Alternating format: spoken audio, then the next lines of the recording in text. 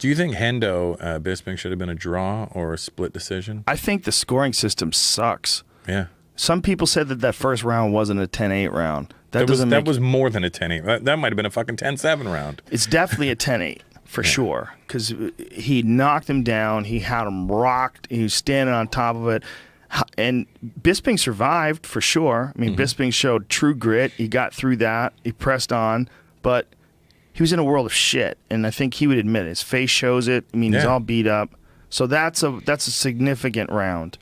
And then there was another round where Hendo knocked him down again, right? Yep. So it was the second or third. It's hard to tell, man. But the other thing that balanced that out was that Bisping was way more active.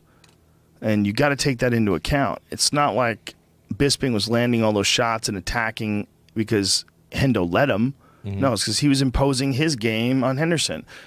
The question is, like, is Henderson's game more impactful?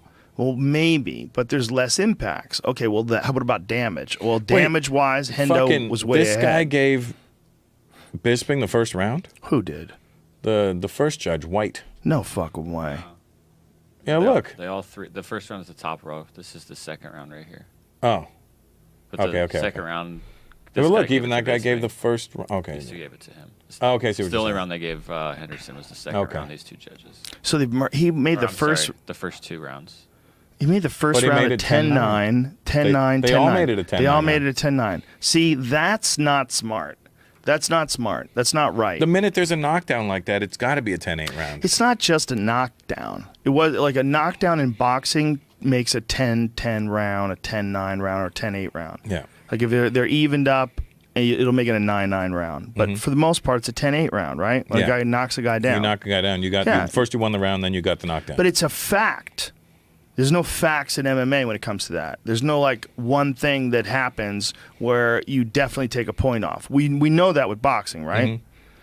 Well, with MMA, that wasn't just a knockdown. There was a knockdown and then followed by some fucking ferocious, hair-raising ground and pound. Yeah. He got elbowed. He got punched. He got beat up. He got out of there. His face is bleeding. His eye was closed. You can't say that wasn't close to being stopped. Yeah, you got to be on the brink of being stopped. So that round I disagree with across the board. Yeah. And then it's try to figure out who won the other rounds. There was the other one where Hendo hurt him.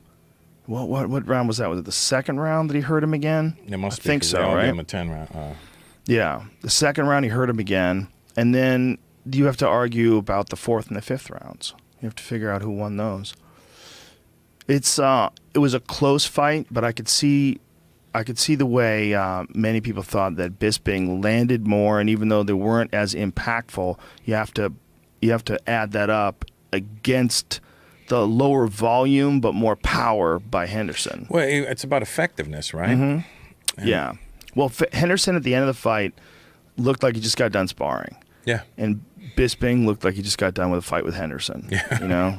It's really what it looked like. He went through 5 rounds with one of the toughest fucking guys ever.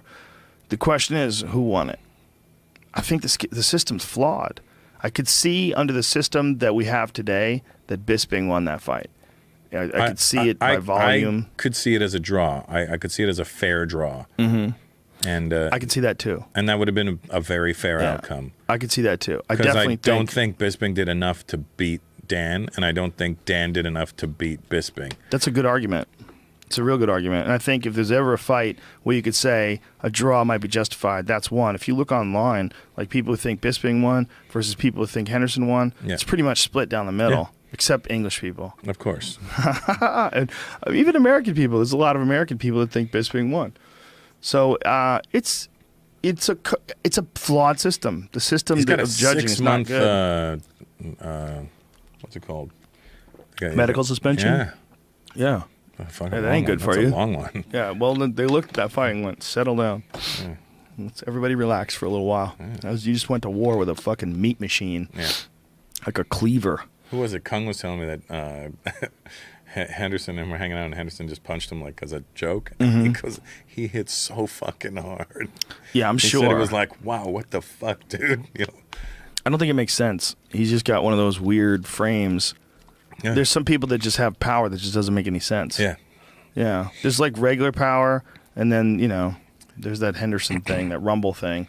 Yeah, I need to step in and crank the right way in order to get power. I don't have that just, I'm going to hit you and you're going to feel power. Do you know who's got it? It's scary, that John Lineker kid, that little guy. He used to fight at 125, and now he fought at 135 in his last fight, but missed weight and beat John Dodson in like a really close decision. But he's got that weird spooky power, even for a little guy. For a 135, it's kind of rare. There's little guys that have some heavy hands. He's got the heaviest. He's the heaviest I've ever seen in this division. He's a clobberer. He just gets guys up against the cage and just clobbers them. And it's one of those things where when they feel the power the first time, you can see it in their eyes. They're like, holy shit. It's like when Golovkin hits somebody, you see it in their face immediately. I've never seen people wince until they got hit by him. Yeah. He's something special for sure. People, every time they get hit, you look at their face, oh, what the fuck? Do you know his boxing fights don't have much pay-per-view buys, though? Yeah, because he's not, you know. That's crazy to me, though. He's so exciting. He's exciting, but they're, you know, he's with Tom Loeffler, and who's Tom Loeffler? That's his promoter, and his promoter fuck up. No, it's just that Tom Loeffler does not have the connections, I think, that Bob Arum or fucking Floyd Mayweather. What's his name there? Al Heyman has, you know. Well, Golden Boy, right? Yeah. Golden Boy and Oscar De La Hoya, and then there's you know, but Al Heyman's the guy really who's got all the connects. And I like how they take in fighters there too. Like Bernard Hopkins is one of the partners over there, and it's they seem to do a good job. What's a crazy thing though? To go from being a fighter to being a promoter. Yeah, and then realizing you're making way more money as a promoter. Oh yeah, for sure. You're not in the line of fire at all. You're like, this is bullshit. I think Hopkins is going to take one more fight though. Yeah, I think so. Just to get it out of the system. Bernard is at least 50, right? He's 51 this year now, or next year. Incredible.